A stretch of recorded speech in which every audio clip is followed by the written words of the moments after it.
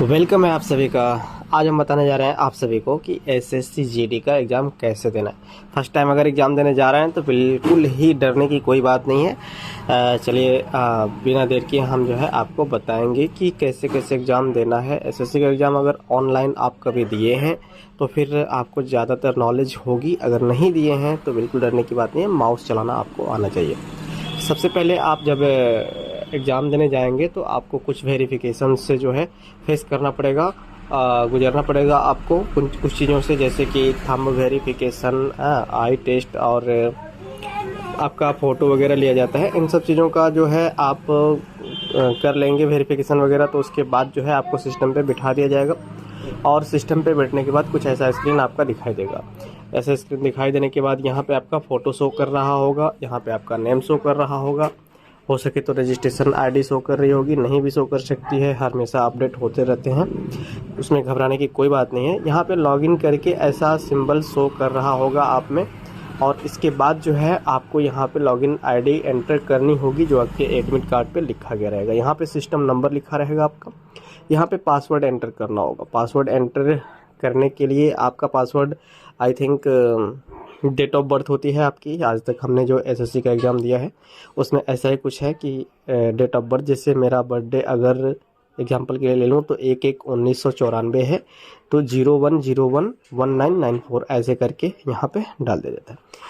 डालने के लिए कीबोर्ड आपको फिजिकल कीबोर्ड दिया गया रहेगा, और फिजिकल कीबोर्ड देने के अलावा यहाँ पे आपको वर्चुअल कीबोर्ड का ऑप्शन भी होगा। ये देखिए वर्चुअल कीबोर्ड है आपका, यहाँ से भी आप डाल सकते हैं। चलिए पासवर्ड के लिए भी वर्चुअल कीबोर्ड का उपयोग किया जा सकता है। चलिए ये तो स्टार्टिंग की बात है, एग्ज़ाम देना कैसे है। तो सबसे पहले आपको यहाँ पे साइन इन पे क्लिक करना होगा, यहाँ पे साइन इन पे क्लिक करना होगा, और साइन इन पे क्लिक करने के बाद जो है कुछ इस तरह का पेज ओपन हो जाएगा। इसको आपको ध्यान से पढ़ना है। अगर आपको इंग्लिश आती है तो इंग्लिश में पढ़िए, अदरवाइज़ यहाँ से आप जो है लैंग्वेज सेलेक्ट कर सकते हैं हिंदी। जैसे कि हमने हिंदी सेलेक्ट किया तो ये पूरा स्क्रीन हिंदी में आ गया। यहाँ पे लिखा गया है सर्वर पर घड़ी सेट की गई है, इसको अच्छे से आप पढ़ सकते हैं। नोटिफिकेशन है मेन नोटिफिकेशन जो है वो हम आपको यहीं पे बता देते हैं। सबसे पहले तो घड़ी सेट की गई रहेगी, मतलब डिजिटल क्लॉक जो होती है, या फिर सेकेंड वाली क्लॉक दिखाई देगा आपको कि कितना टाइम आपका बचा हुआ है। बाकी नोटिफिकेशन यहाँ पे आप पढ़ सकते हैं। पढ़ने के बाद आपको नेक्स्ट पे क्लिक करना होगा। ये रहा नेक्स्ट आपका। जैसे नेक्स्ट पर हमने क्लिक किया तो फिर से कुछ दिखाई दे रहा है, इसको आप देखेंगे, पढ़ेंगे, आपको बताया जाएगा कि कौन सा सब्जेक्ट है, कितने क्वेश्चंस होंगे, है ना। और यहाँ पे 25 दिखा रहा है, और बोर्ड के अनुसार जो है कुछ चेंजिंग भी किया जा सकता है, हो सकता है कुछ कम क्वेश्चन किए जाए, ठीक है ना। उस समय आप देखेंगे। चलिए यहाँ से आपको ये चीज़ जो है मेन ऑप्शन यहाँ पे है कि आप किस लैंग्वेज में पेपर देना चाहते हैं। तो आई थिंक आप हिंदी में पेपर देना चाहते हैं तो हिंदी पे क्लिक करेंगे, और इंग्लिश में पेपर देना चाहते हैं तो इंग्लिश पे। ये पहली बात, ये सब्जेक्ट नहीं है, ठीक है ना। इंग्लिश और हिंदी सब्जेक्ट नहीं समझिएगा। आप मैथ का एग्ज़ाम दे रहे हो, रीजनिंग का एग्ज़ाम दे रहे हो, तो वो किस लैंग्वेज में चाहिए, ठीक है ना। वो यहाँ पे हिंदी हमने चूज किया, यहाँ पे इसको जो है परमिशन मैंने दे दिया, अपना सहमति दे दिया हमने।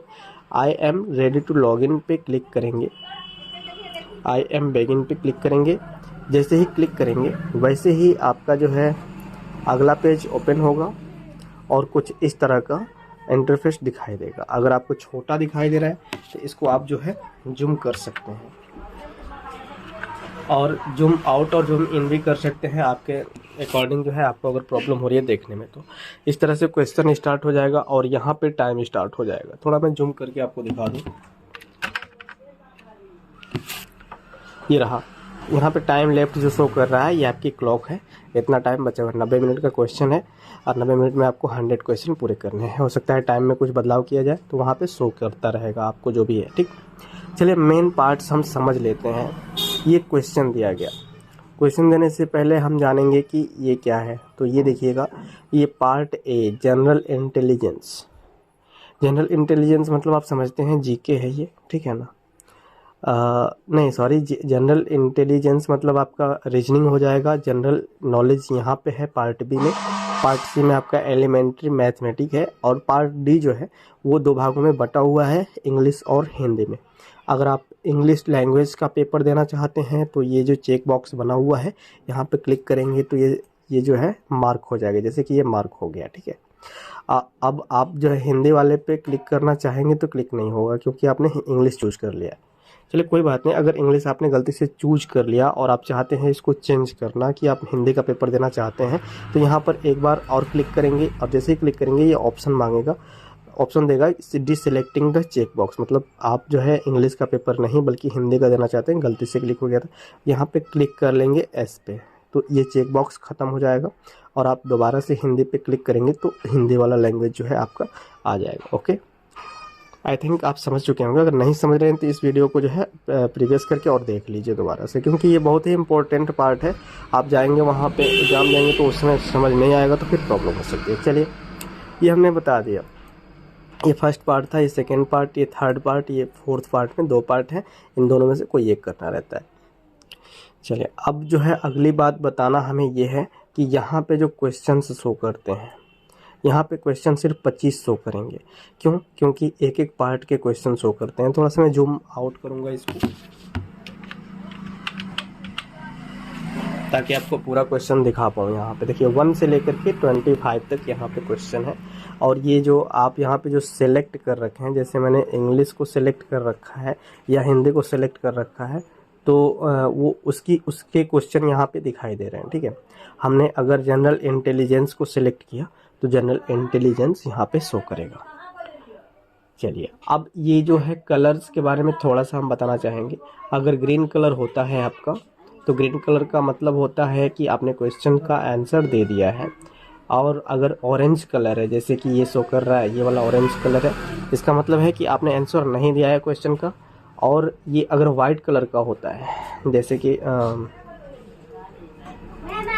ये सब वाइट कलर जो दिखाई दे रहे हैं, जैसे 2 नंबर क्वेश्चन को देखिए, 3 नंबर क्वेश्चन को देखिए, ये वाइट कलर दिखाई दे रहा है, तो इसका मतलब आपने उनको टच भी नहीं किया, ठीक है। और अगर ये जो है आपका बैगनी कलर का है, ठीक है, तो इसका मतलब ये है कि रिव्यू के लिए मार्क किया गया, यानी कि दोबारा देखने के लिए आपने मार्क किया। हालांकि इसका यूज ना करें ज़्यादा बेटर होगा। इसका यूज कर सकते हैं, ये जो बैगनी में एक टैग लगा हुआ है, इसका मतलब है कि आंसर हमने दिया है और मार्क भी किया है रिव्यू के लिए, ठीक है, कि बाद में हम इसको देख सकते हैं पहचानने के लिए आपको। तो हम समझ सकते हैं या फिर आप समझ सकते हैं कि जो है हमने क्या बताया। अगर नहीं समझ आया हो तो दोबारा आप देख सकते हैं, क्योंकि वीडियो काफ़ी लंबी हो जाएगी अगर बहुत धीरे धीरे हम बताते हैं तो। चलिए आगे बता दें आंसर कैसे देना है। जैसे कि यहाँ पर लिखा है उस विकल्प का चयन करें जो तीसरे पद से उसी प्रकार संबंधित हो जिस प्रकार दूसरा पद पहले पद से संबंधित। ये रीजनिंग का क्वेश्चन है, ठीक है, आप लोग पढ़े होंगे तो बिल्कुल जानते होंगे। जैसे यहाँ पे लिखा है कि पहला पद दूसरे पद से संबंधित है, तो तीसरा पद जो है चौथे पद से, चौथे में क्या भरा जाए कि तीसरा पद जो है चौथे पद से संबंधित हो जाए। तो देखिए यहाँ पर क्या है कि बैल और गाय का जो एक दूसरे का संबंध है, हमें तो ये लगता है कि बैल जो है मेल होता है और गाय फीमेल होती है। उसी प्रकार शेर जो है मेल है और शेरनी क्या होती है, फीमेल होती है। तो आई थिंक ये वाला क्वेश्चन सही है, तो आंसर सही है। तो ये आंसर अगर देना है तो आप कैसे दोगे, तो इस पे आप क्लिक करोगे, ठीक है, या तो इस आंसर पे क्लिक करो या इस बॉक्स पे क्लिक करो, ठीक है ना। ये गोल सा जो सर्कल बना हुआ है, जूम करके मैं दिखाता हूँ।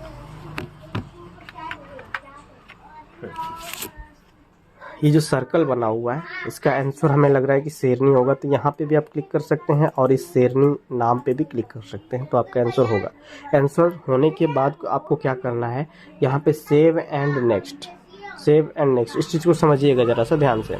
सेव एंड नेक्स्ट अगर करते हैं तो इसका मतलब ये है कि आपने क्वेश्चन का कंफर्म है आप, तो वही आंसर होगा ही, ठीक है। आपको डाउट है तो आप सेव एंड नेक्स्ट पे ना क्लिक करके mark for review and next पे क्लिक कर सकते हैं, ठीक है।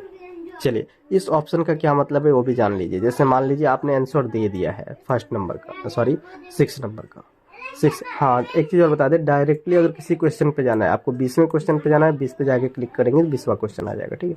हम 6 नंबर पे थे, यहाँ पे हमने 6 नंबर पे आया और हमें लग रहा है कि ये क्वेश्चन गलत कर दिया हमने, ठीक है, तो इसको क्लियर रिस्पांस, यहाँ पे क्लियर रिस्पांस पे हम क्लिक करेंगे तो वो क्लियर हो जाएगा। या आप चेंज करना चाहते हैं, सपोज कर लीजिए यहाँ पे आपने आंसर दे दिया था, आप इस आंसर को चेंज करना चाहते हैं, आपको लग रहा है हिरन होगा इसका आंसर, तो आप जो है हिरन पे क्लिक कर सकते हैं, कोई दिक्कत की बात नहीं है। अच्छा, अगर आपको लगता है कि इसको हमको दोबारा चेक करना चाहिए तो मार्क फॉर रिव्यू पे, ठीक है, अगर आपको लगता है कि सेव एंड नेक्स्ट पे, सॉरी, अगर लगता है आपको कि सही है बिल्कुल, तो आप सेव एंड नेक्स्ट पे।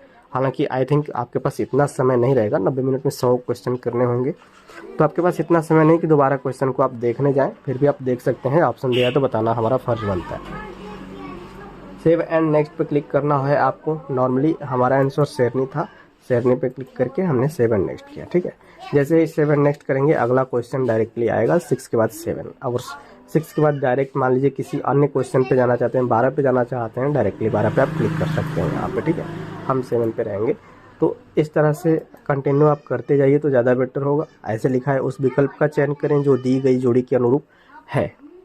तो आपको जो भी इसमें का आंसर जो है सही लगे, उसको आप जो है क्लिक करके और आगे बढ़ सकते हैं। ओके, ये सारे क्वेश्चन हैं, ठीक है। हम जूम आउट करेंगे थोड़ा सा इसको, ठीक है, इस तरह से दिखाई देगा। अब ये सारे क्वेश्चन जब हो जाएंगे, आपके 25 क्वेश्चन हो जाएंगे, तो ऑटोमेटिकली ये पार्ट बी में चला जाएगा, यहाँ पे आ जाएगा, ठीक है। और आप डायरेक्टली अगर जाना चाहते हैं तो पार्ट बी में या पार्ट सी में डायरेक्टली जा सकते हैं। इतना सब कुछ करने के बाद ये चीज़ें हैं फाइनली आपकी एलिमेंट्री मैथमेटिक है, ठीक है ना। यहाँ पे हम क्वेश्चन सॉल्व नहीं करा रहे हैं, सिर्फ आपको बता रहे हैं कि पेपर देना कैसे है, ठीक है। अगर आपको चाहिए इन क्वेश्चंस को सॉल्व करके आंसर तो भी बताएंगे, तो हम कोशिश करके दे सकते हैं सॉल्व, लेकिन हर बार जो है अलग पेपर यहाँ पे आएगा। और ये चीज़ जो है आप अपने लैपटॉप पीसी पे भी कर सकते हैं, एक्सरसाइज इसका कर सकते हैं, लिंक हम दे देंगे।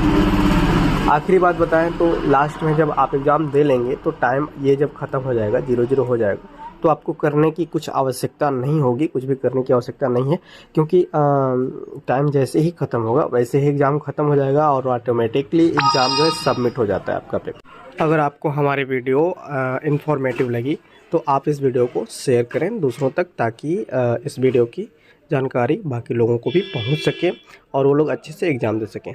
Best of luck, thank you.